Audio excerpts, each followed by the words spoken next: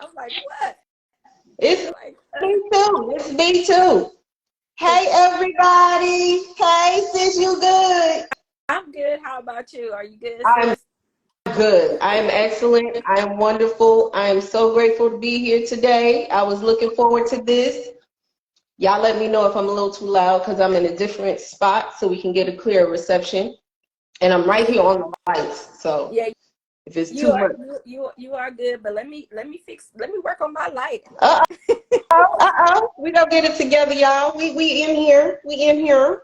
We in But here. it still look kind of dark. Well, It might be.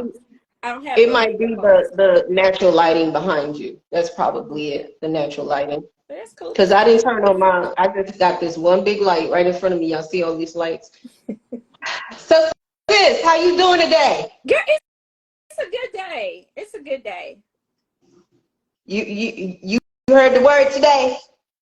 I did. I did. I did. It was good. It was good. Yeah. Okay, y'all. I was Hey, taking my notes. everyone. Huh? I was for sure taking my notes. Like, ooh, write that down.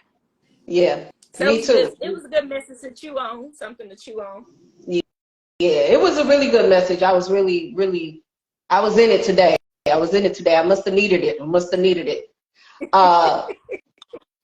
Hey, everyone. Welcome to the Hey Sis You Good podcast. We're doing something special. This is episode 7. And we are your hostess with the mostest. Myself, Doris Spencer Shackelford. You can also tag me and go follow me on Doris Speaks Life, LLC. I know Sis has been tagging my personal page, which is fine too, but definitely go and follow me on my business page, Doris Speaks Life, LLC. And I'm going to introduce to some, but present to others.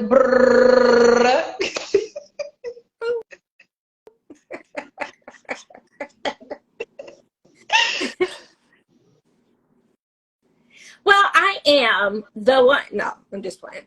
I'm Lakeisha McMillan. I am just a humble servant before the Lord, trying to do the Lord's work. No. Aren't we all? Aren't we all just trying to do a little something, something? We just trying to be better. That's all we do. We just trying to be better. Just trying some stuff out. Y'all, we are wonderful. We are so happy to be here with you. And of course, we're going to start it out with prayer. But before we start, let me do something really quick. We've already introduced ourselves. I'm going to do something. You're probably going to see a blank screen for a second, but I want to make sure I get this down so that I can get everything that's going on right now. So what we're going to do, we're going to pray right now. Dear Heavenly Father, God, we thank you for everything that you're doing in our lives. We thank you for this opportunity and time. We thank you for allowing us to work and build your kingdom right now, God. We ask that you come on into this episode 7, Stolen Identity. And God, not only that, we ask that you come in and word our mouth. And let the words of our mouth and the meditation of our hearts be acceptable in your sight. And God, not only that, let it reach and resonate and take root into the heart of those that are listening, into every household that is represented from every ear that hears this. Let it be a blessing upon that house. Let it be protection over that home. And not only that, God, let them come to you and saying after this words, God, I don't want to be without you anymore. God, what must I do to know you as my personal Savior? God, we thank you for this time. We thank you for coming in, and we thank you for how you're going to move in this podcast. We lay this podcast before your feet and at your throne, God, so that you may bless it even the more and anoint it even the more. In your Son, Jesus' name, I pray. Amen. Amen, everyone. Amen. Amen. Amen, amen, amen. Y'all, we in this, okay? So while sis talk really quick, I'm going to go and get a piece of item that I've been actually reading, and I'm going to do my thing. So, sis, go ahead and do that, and you do your spiel and everything, and I'll be. What's my spiel? What I'm doing? Today is stolen identity, sis. You supposed to be doing stolen identity. Let's get into it. I'm excited about this because look, y'all, I've been reading, and I'm like, ooh, I'm learning something new. So I'm really excited to see what you're about to say for today, because this is you. I'm gonna come in, I'm gonna jump in. Y'all know how I do. I'm gonna jump in where I fit in, and then I'm gonna take my notes. I don't have my notebook with me, so y'all know I gotta go get my notebook. Oh, so I did a that's what setup. you're doing. So that's what I'm you're going to doing. get my notebook, and I'm also going to get something else, another item.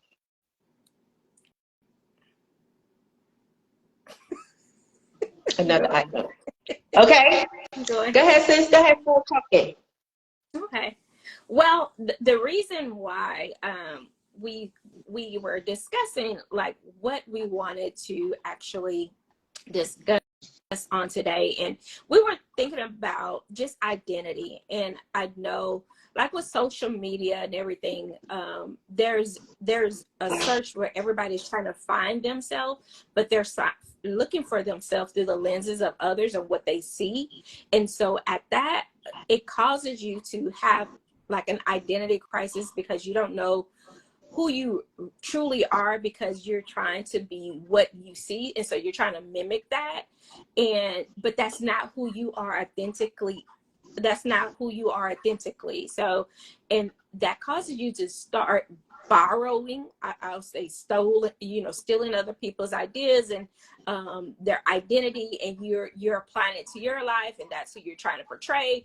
Oh, there's couple goals, there's ooh, everybody's trying to be like what they see in social media, because social media it's just a snippet of somebody's life, just out of 100 shots or whatever, they were able to get this perfect picture. And so people or they see videos and they're trying to say, oh, that's who I want to be like. That's who that's goals right there. That's goals. But really that's not who they are. That's cut, edited, everything. Even just for body images, you're trying to be, you're assessing your life and you're trying to be like them, with even the plastic surgery. I mean, like with so many things with social media, and it just makes you become somebody that you're really not.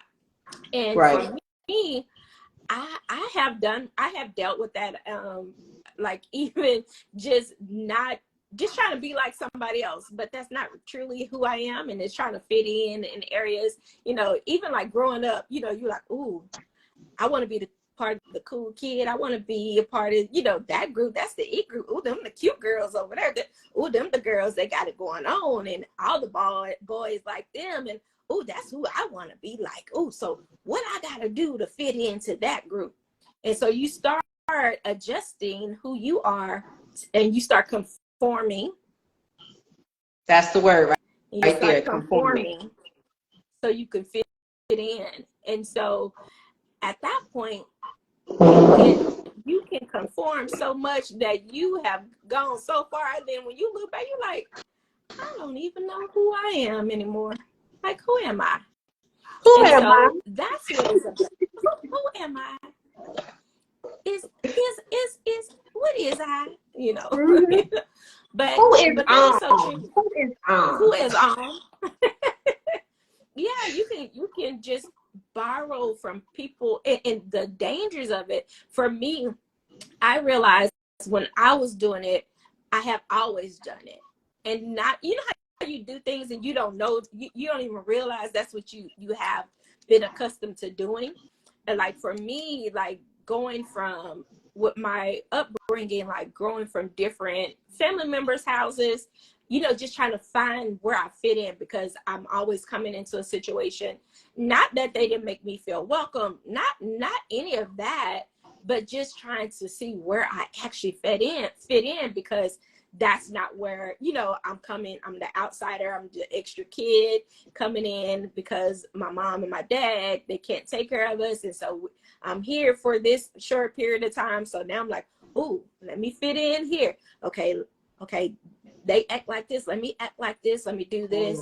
And then go to the next place, then I'm a chameleon. I'm going to adapt to the next environment, you know, but that wasn't who I really was. It was just me trying to fit in. But I realized I was doing that. I was doing that, you know, as an adult, and I didn't have to try to fit in, but I had conditioned myself in order to think that way. Conditioned myself in order to be accepted. You have to be a chameleon or conform to other people's ideas and ideologies in order to be accepted.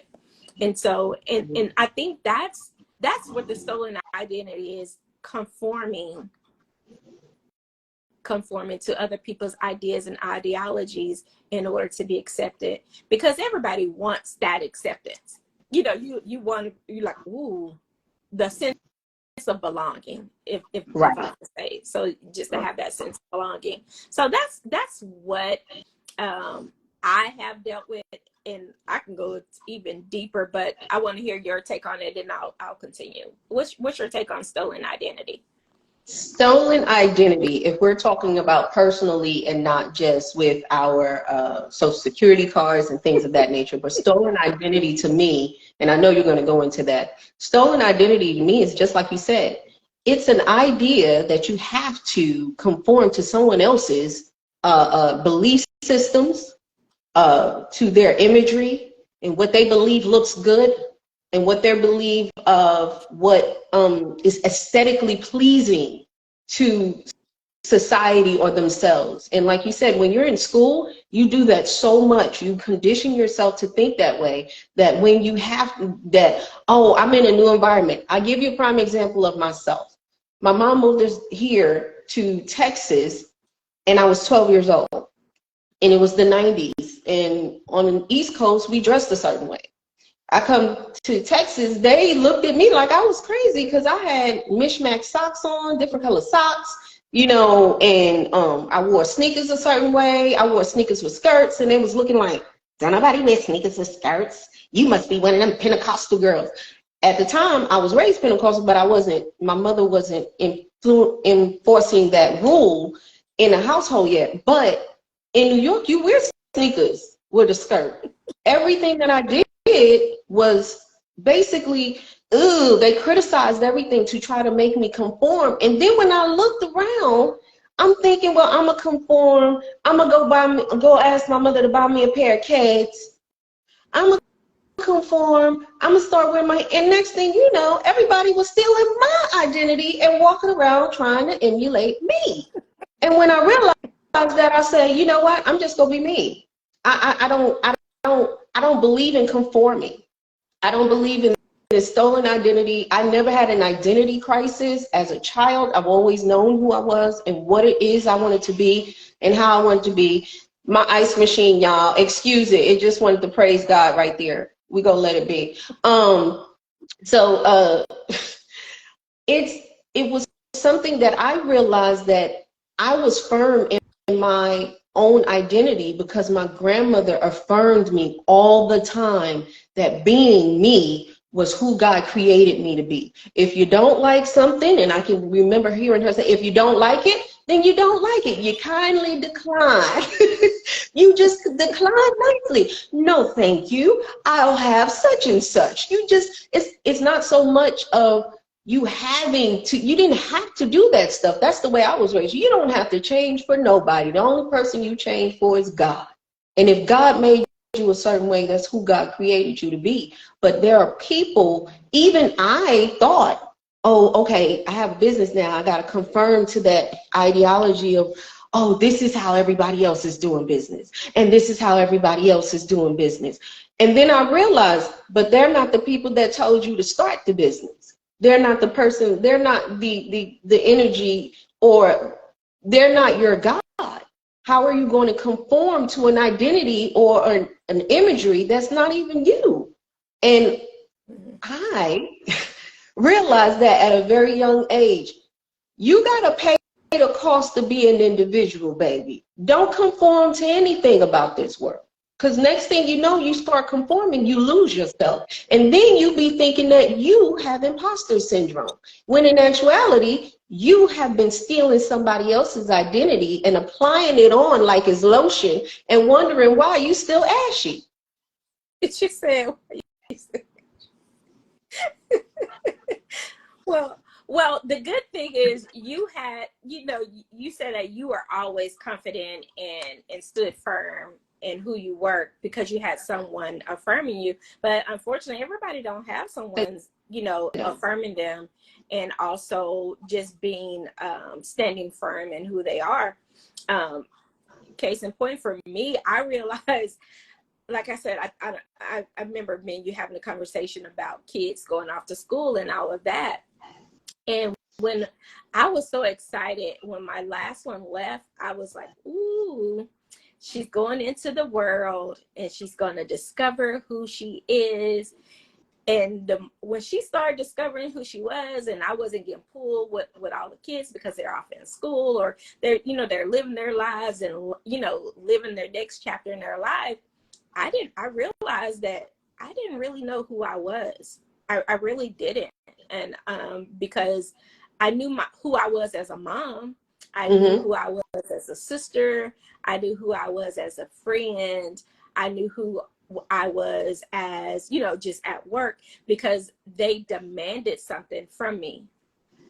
Right. And so they were demanding something, but when no one was demanding anything from me, I didn't know who I was because I didn't have to conform into, that compassionate friend, the one that gives advice to someone, or being a mother, running around and being a taxi, because we are Ubers, taxis, or whatever the case may be. So I didn't have to do that. Who I am as a as a daughter, my mom needed something and I'm being that person for them, but I really didn't know who I was. But when I learned that the greatest threat, my greatest weapon that I had was who I was my identity. And I had to discover that by searching for God and who I was. It wasn't who my titles was, it was who I was in Christ and who I was in him, and was I a reflection of him. And if I'm a reflection of him, then I will have his attributes. And so when I realized, okay, and the more I searched for him and the more I studied and the more he revealed me to me. Yeah. And so I was able to like, oh, okay, Keisha, you are more than just a title. You're more than a mom. You're more than a daughter. You're more than a sister. You're more than that. I created you to be more than that. And so when I was able to search for him, he slowly revealed himself to me. And the more, like I said, the more he revealed himself to me, I was revealed to me. And so, but that took a journey. That wasn't something that was like, ooh. And you would think that I would have known who I was all those years, because that's what I presented. Like, I was firm in my beliefs. I was firm in who I was. This is me. I'm woman, hear me roar. This is me. I'm a strong Black woman. Fights proud. So, but that truly wasn't who I was, because at the core, I wasn't all that that strong. As far as like, because I was conforming to other people's ideas and what they thought, and I was being who they want, even though if it crossed a boundary that I didn't want to cross, I didn't have those boundaries. So even though that's what they want and they expected of me, I'm gonna be that for them, because I didn't know who I was. I didn't have any boundaries. But that took a journey. I mean, like, setting boundaries and finding your identity, that's a journey. And you have to quiet some of those voices in your head. Like, you have to tell yourself, is this my thought? Is this my idea? Or did I steal that idea from somebody else? Like, their opinion. And I'm not talking about like, oh, a business idea. I'm talking about ideas about life. Is that really my belief system? Is that what I really believe? Right. And you have Sis, to, sis, I'm just gonna Are you on a different internet connection? I'm on my cell phone. You're on your cell phone. It's going in and out. You're getting very, pixelated. You You're usually pixelated, but I'm clear to me, but you're pixelated to me. wow. It must be the way the thing is. Yeah, because I was thinking it was just yeah, me. because I'm clear on you me start too. you start going grainy a little Oh, bit. okay. Yeah. But Okay. Sorry for interrupting. Let's proceed. no, you want to ask them in the chat if they can hear us clearly. Can y'all hear us really good? Let us know. Interact with us. We see Fifi, Chanel. I Thank you, see Michelle. Michelle. Hey, let us know. What are your thoughts on stolen identity? Have you experienced that? And also, can you hear us well? Are we coming in clear? The visual, is it coming in really clear? Just let us know. How about this? We make it easy. Give us a 7 in the chat. Put a 7 down there to let us know you're hearing us clearly. That's what people be doing on here. Put a 7 in the chat to let us know you're hearing us really clear. We're coming in loud and clear, and the image is clear as well. And also let us know your thoughts Yeah. about stolen identity. Go ahead, sis. No, Go ahead. you said something earlier. You were talking about imposter syndrome, and the crazy thing, I had never heard of that until I was at church and someone was preaching, and I can't remember, and I was like, "Ooh, I think I done it. I think I done it." Because it's more of a your internal dialogue that you have with yourself and your belief within yourself that you don't belong in certain arenas, or you don't belong somewhere. And I realized, I was like, "Ooh, I have dealt with that." And the stolen identity is different from the imposter syndrome, because imposter syndrome is dealing with internal struggles, but stolen identity is dealing with outside influences. You allow other people to influence how you feel. But for me, this is my take on it. And imposter syndrome is your internal dialogue and conflict that you have within yourself. Does that make sense? It makes perfect sense, and I agree. But sometimes your imposter syndrome will make you start being submissive to confirming and the stolen identity thing, where you'll start being like someone else because maybe I need to assimilate like them. Maybe I need to show up like them. So that's where I was saying, that's where I was connecting the two, because sometimes your imposter syndrome, your internal dialogue will literally, like it happened to me. I'll share my story really, really quick. Were you going to go any further? I don't want to overstep. No, Okay. you're good. I just want to see if the people can hear us. Can they Yeah. hear us? I haven't seen anybody say anything, Yeah, I but we're didn't. going to continue on. Okay. When I first met Dr. Sparkle, if you don't know who Dr. Sparkle is, we're going to get into a whole thing about Dr. Sparkle one day. But anyway, Dr. Sparkle, I met Dr. Sparkle many years ago. I met her when my two oldest children were under 10 or 11 years old, and her sister is whom I went to church with, and she came and she preached at the church I was attending, and her sister told me, she said, if you want to do anything with your life, the stuff that you're saying God is calling you to, you need to get with my sister. And she was at that time she was going to school to become a doctor. And I was like, I'm just a receptionist. Oh no, I'm I didn't think I was, good enough to even be in her presence. Although at the time I was just singing. I hadn't answered the call or nothing. I'm singing. So while she was doing the altar call, she asked me For those of you who don't know church lingo, altar call is when the pastor or the preacher or the person giving the sermon calls everyone up to give prayer and to give their life to Christ. During her altar call, they called for me to come in to sing during her altar call. So I sang for her during that time. And she told me then, she said, "You about to give out?" She said, "You better not give out. Like, if you meet Dr. Sparkle, you understand how her mannerism, you better not get out." She was in the mic doing all. And so when I talked to her sister and I was telling her what God was calling me to, she said, "My sister is the person that you need to get with." But because my internal dialogue kept telling me, and it wasn't my voice. Now, some parts were my lack of faith, but most of it was the enemy telling me negative thoughts in the voice of negativity, and the enemy telling me, "You're not worthy to be around her. She's going to school to be a doctor. You haven't even finished 1 degree.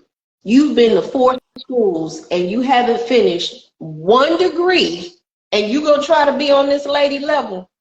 All you can do is sing for her. That's all you good enough for, is to sing." So I would tell myself that, yeah, I think I'll just, play background to her being Dina White, and Dina in what is it called? Dreamgirls. And even though on the inside I felt like I could be Effie, but I'm just saying, I'm Effie. But at that time, I didn't think I was there. So what I did was I took on the stolen identity of someone else to conform to their way. No, I'm not ready for all of that. I'm just going to sit here and play background like Laurel and be okay with that. But deep down inside, who God was affirming me as, people were already stealing that identity from me. They kept telling me, "I want to be like you. I'm going to dress like you. I'm going to sound like you. How do you sing like that? How do you walk into a room like that? How do you come up with all these great ideas?" And not one time did I think, "Oh, they're trying to take my identity, and here it is. I'm trying to play Lavelle, whatever she said her name was. Laurel, that's what she said her name was." And so I was like, over time, it took some time for me to affirm myself as an adult, everyone. This is not a child. I'm an adult. I'm in my late 20s, early 30s, dealing with this identity crisis that I never ever experienced before. Because I was like, and this is when I moved back to Texas. Y'all see the theme? I'm just saying. I had left Texas and then I came back and then I had an identity crisis. I'm just saying. Yeah, I love y'all. I love all the people I don't care. Don't mind me. It's just a different energy. And people, it's a different confidence level that people have in different areas of the world. And they assimilate themselves differently according to the region in which they live. I wanted to make sure I say that plainly, because what they do in the South, they don't do in the North. And what they do on the West Coast, they don't do on the East Coast. And what they do in the Southwest and Northwest, they don't do it in the Southwest. It's geographical, let me say it like that. But I realized, even within myself, that I dealt with imposter syndrome more so than stolen identity. Now, when I started my business, stolen identity, honey, all day long. I was assimilating and showing up as someone else, and my children were calling me on it. Like, every time you get off your lives, mommy, you go from, "Y'all have a good night, la la la la, boop." And people were like, my children were like, "Why every time you get off your live, you go from smiling to frowning?" I said, "No, I don't." They said, "Yes, you do. You act like you tired of what you're doing." Is that And I was like, is that hmm? switching? I wasn't showing up as myself. It wasn't code switching in a positive aspect. I was stealing someone else's jargon, someone else's imagery. I was saying words as someone else. It was like it was scripted in my mind because this is what everyone wants to see. This person made a progress and became prosperous like this, and people enjoy that aesthetic. So let me assimilate like that and put my identity aside to draw people in. But Not but that is but that's like stolen identity.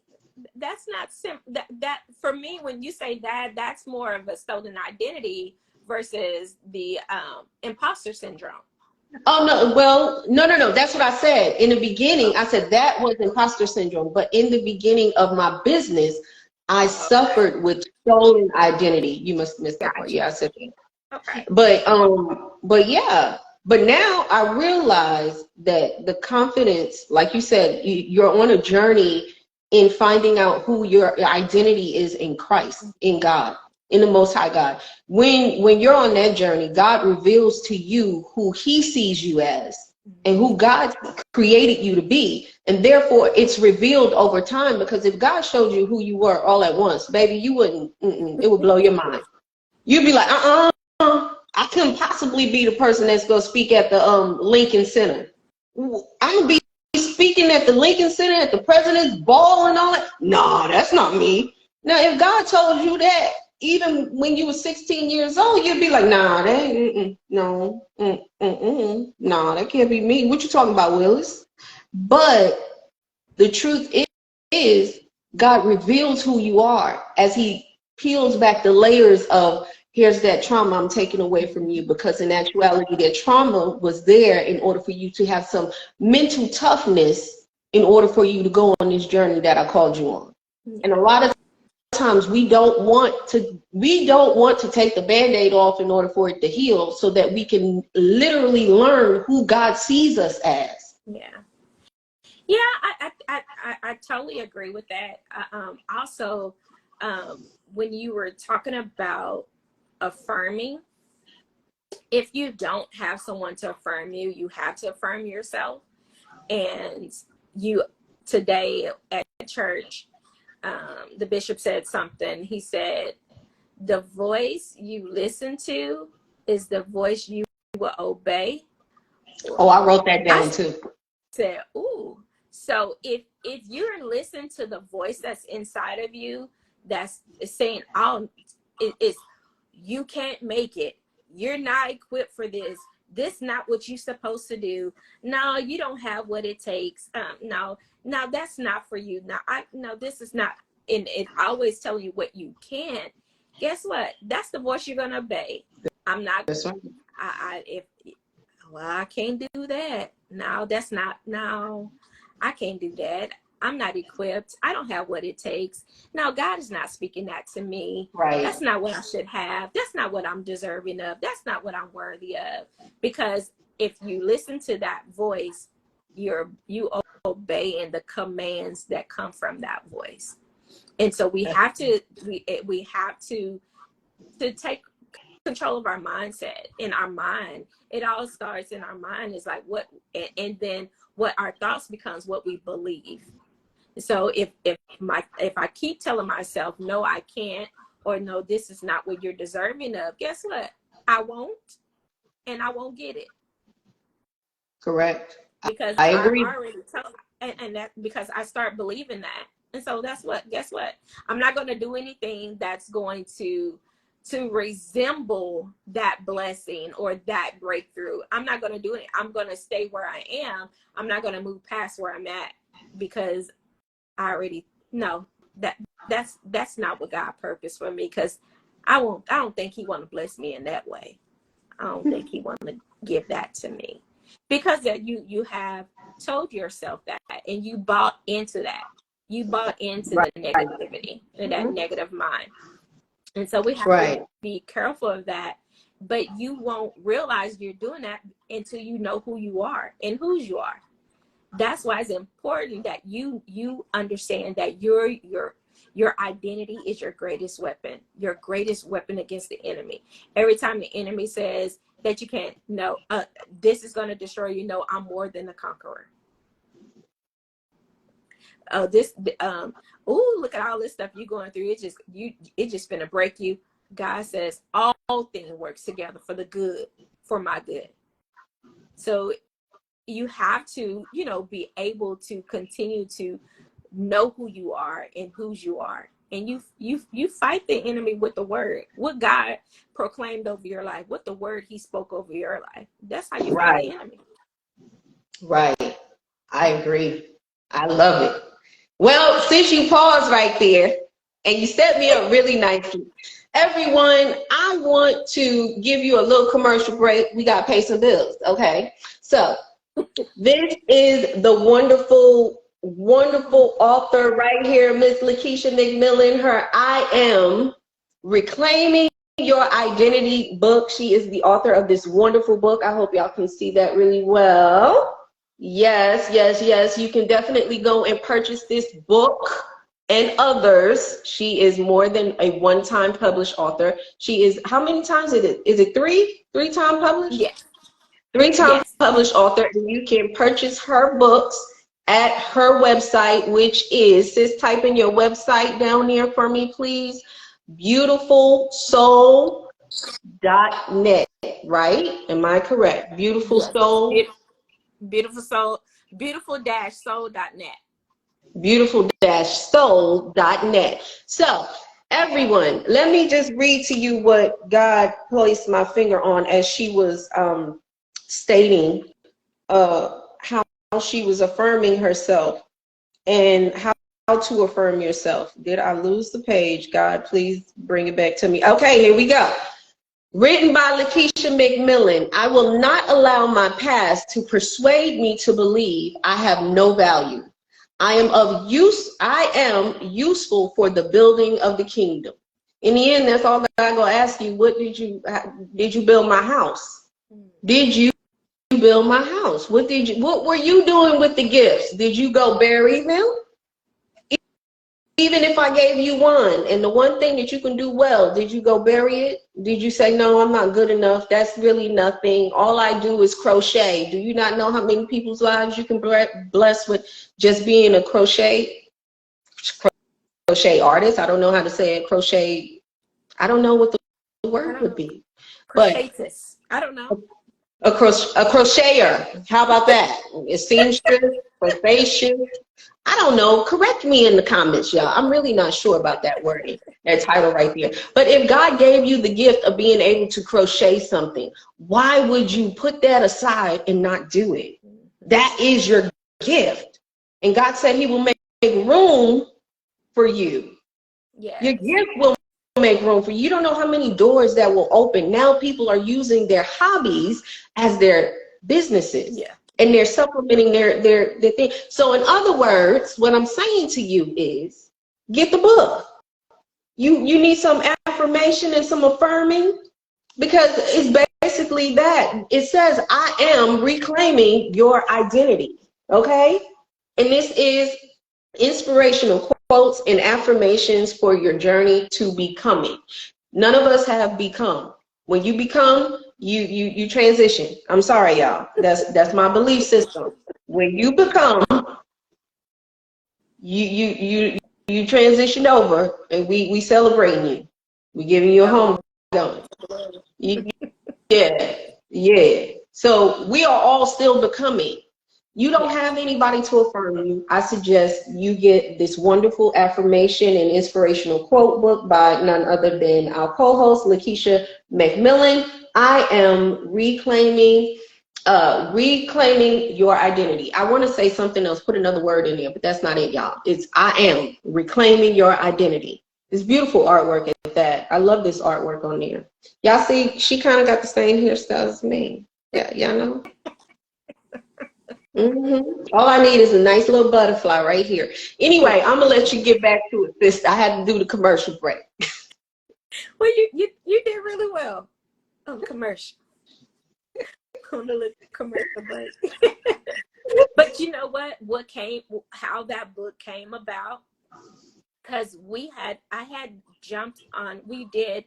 I Am Speaking. So it was it was about women disruptors. And so, you know, disrupting the enemy's camp and what the enemy's trying to place over you and your family. And so that's what the I am was, the I am speaking.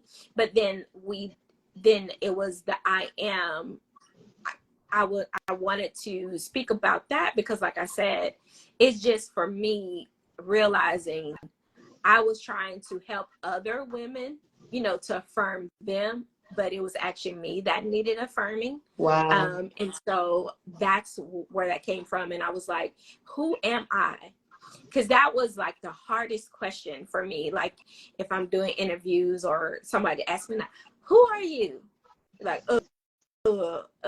I'm a mama. You know, I start always introducing myself based on my title and the roles that I played in someone's life. But I couldn't necessarily articulate who I was. You know, I'm resilient. I'm an overcomer, you know? And so, oh, that's who I am. I just so happen to be a mother. I so happen to be your friend, or I so happen, but that's not, I was this before I became that. Right. Because God created me and he had placed all those, everything that I needed inside of me. It just wasn't revealed until I came across a situation. You get what I'm saying? And I heard adversity introduces a man to himself. And so you don't realize how resilient you are until you have to go, you come across, or you have to grow through some things. I ain't gonna say grow through some things where you had to pull that out of your, you had to pull that out. Oh, I got to pull that resiliency out. Okay. This is who I got to become in this situation, because in every situation that we face, we have to become something. That's true. It forces us to become something. Either you're going to crumble or are you going to overcome? You get what I'm saying? So every situation we go through, it forces us to become something and someone. That's true. I agree. Yeah, and what's in you is going to come out, because it's going to be revealed through that trial or that tribulation or that situation. It's going to reveal who you are. That is true. And I want everyone to understand that we haven't arrived. Let me just say that. We haven't arrived. We're still peeling, God is still peeling back layers on us in our trials and our adversities. I believe you got that line from Disruptive Thinking, through adversity, a man knows who he is. I believe I just read that. You didn't? Okay. No. Well, I think something similar to that. He actually said it before. Okay. Well, it's in the book. It's in his book too. We're talking about Bishop T.D. Jakes. It's actually in his book, Disruptive Thinking, something along the lines of that.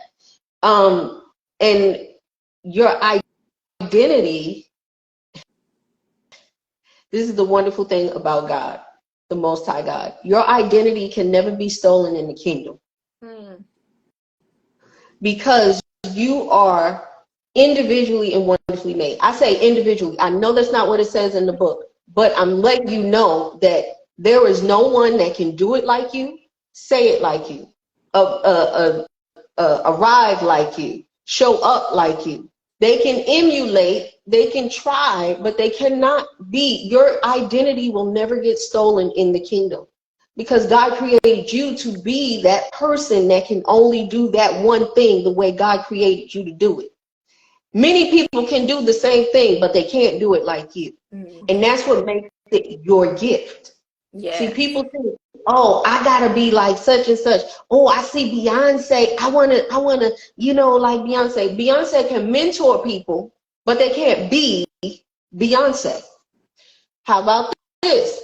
Bishop T.D. Jakes can mentor entrepreneurs, but they can't be as Bishop T.D. Jakes as a businessman. The whole thing is, you can get the mentorship, you can even assimilate like somebody else, but your identity when God reveals that identity to you personally, it cannot be stolen in the kingdom. Mm-hmm. Everybody has their place. Everybody has their divine place, their divine time, their divine rooms, their divine connections. It's all strategically, divinely designed for you to show up as you. Once God reveals who you are, when it is time for you to arrive, nobody can steal anything that's for you. And that's including your identity. Because you are the only one that can be you. That's who God created you to be. And so many of us, I see somebody with a new car, I want to get a new car. I've never been that type of person. I never understood why you get new clothes. Oh, somebody got a new pair of shoes. I need to go get me a new pair of shoes then. Huh? You got the new pair of shoes money like that? I just, when it's time for you to get these things, that's when you're going to get them. Yeah. And I think when it's time for you to show up as you, that's when you're going to show up as you. Until then, you wait. You wait patiently, because your identity will never get stolen in the kingdom. And some of you may be like, I'm not of the kingdom, or I don't know what kingdom you're talking about. Well, stick around. You're gonna understand. No, seriously, because if I go into that, that's a whole nother different episode. But your stolen identity is something that we see people emulate each other all the time. McDonald's, Burger King. You got Wendy's, Burger King. They all sell the same thing, but they sell it in a different way. Mm-hmm. And the taste is completely different. Yeah. But they're all selling the same things on their menus. Burgers and fries, a shake, and a fountain drink. And they've added extras. But it's the same, but their identity is totally different. Burger King, have it your way. McDonald's, I don't even know what McDonald's thing is right now. I love it. Is that the commercial? I love it. I don't know. Is it I love it still? Yeah. I don't know. It might be. They identity, they catchphrase kind of change all the time. That's why I like Burger King, even though I don't eat none of that stuff. That's why I like Burger King, because have it your way will always be Burger King. If I say have it your way, everybody know that's Burger King. If I say KFC, you know what it is. But there are multiple people who can do the same thing, but they do it differently. And no one can steal that identity that you have. But we have to be careful not to steal somebody else's. Yeah. Because we are enthralled with the whole idea of becoming an overnight success, that you're not willing to do the midnight work that it takes in order for you to have your identity solidified. Yeah. And certified. Yeah. And it's a process. Everybody don't want the process. And the crazy thing about it, when you're trying to assimilate to someone else's idea or their life, that's who you're trying to be like. That's a falsity, and you will surely fail, because nobody can beat you being you, and you can't be nobody else, because you don't know all the intricacies that it took for them to get to where they are. You don't know all that stuff, but you lose yourself by trying to be somebody else, because the more you try to be like them, the further and further away that you get away from yourself, and further away that you get for God's plan for you, the further and further away that you get from your purpose. And so the more I'm driving to be like you, the more I'm driving away from what God called me to be. Right. And let us know in the comment section, comment below, have you ever experienced an issue or a situation of stolen identity? And we're not talking about Social Security cards, y'all. We're not talking about that. My mama dealt with the stolen identity. Little Rita got her stuff stolen. Little Rita, my mama on a fixed income, but she done had 2 cars, had some houses. I mean, no, she had 2 houses and some cars. She was like, I ain't bought none of this stuff. I don't have no house. Like, well, somebody do. They added up bigger income with your good credit. They added the income with your credit. But not funny, Wow. but she actually had, it was a long time. It had taken her a long time to have years. It wasn't like, oh, just a couple years. I mean, years to bounce back from that. And which is so Right. unfortunate because people do that because they don't want to go through the process it takes for them to get to where they want to need to be in order to obtain those things that they're wanting, those material things. And so they don't want to go through the process. And unfortunately, all of us have to go through the process. And all of That's us true. have to go through that process of what it takes for us to get to where God has created us to be. And it's going to be some long days. There's going to be some lonely times. There's going to be some tears. It's going to be some happiness. You know, it's going to take all of those things works together to get you to where you need to be. And but That's right. you just standing, like you said, standing firm in who you know who you are. If you stand firm in who you are, you won't fall prey to the ideas and opinions and the imagery of what you see. You will actually start searching from what you feel within and who's speaking to you within it. And is that what it takes for you to get to where you want to be? So it's an internal instead of an external thing. So it's going to be an internal influence instead of an exterior force. So True. yeah. I was thinking about something the other day, well, probably yesterday or the day before yesterday, either way. And I was, like, mentally gearing myself up for our episode, Stolen Identity. And I said so many people have become delusional by illusional things that they see on social media. Social media have played such a big part in how people steal other people's identity. Like they don't even understand the process of people take multiple pictures in order for them to post it on social media in order for it to look IG ready or Yeah. IG perfect. They use filters.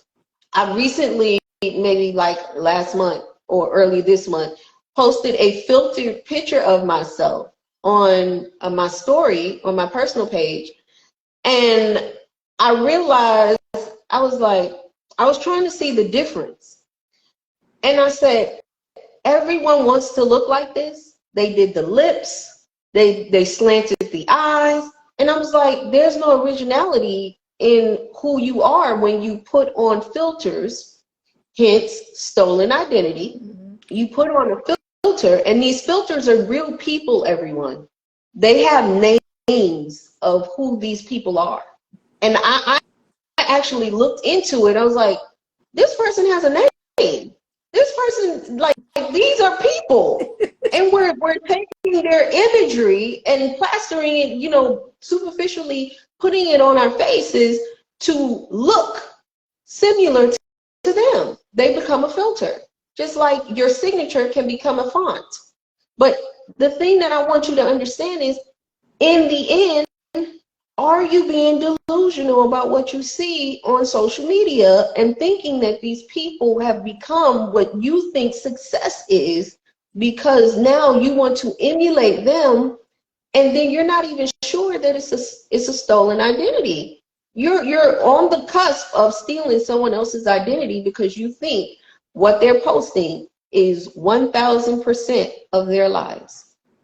And I don't do that anymore. And even when I first began social media in 2009, I was posting and have always posted positivity, positive memes, things, positive phrases and inspirational things and scriptures and things like that. I've never been one to do a whole bunch of posting and pictures of my family. And when I started feeling really, really, really bad. Because I was like, oh my gosh.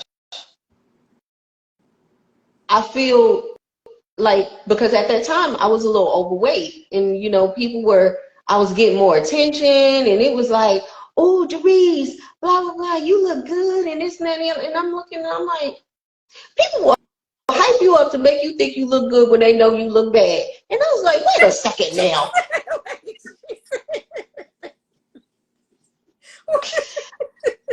Here's another thing I want y'all to understand.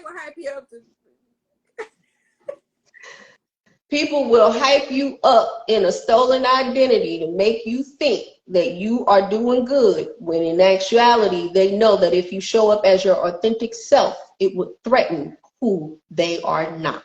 Ooh, I like that. Say that again. People will encourage you and hype you up to make you think that when you are assimilating, I'm going to add that word in there, in a stolen identity, that you are doing good even when you are not.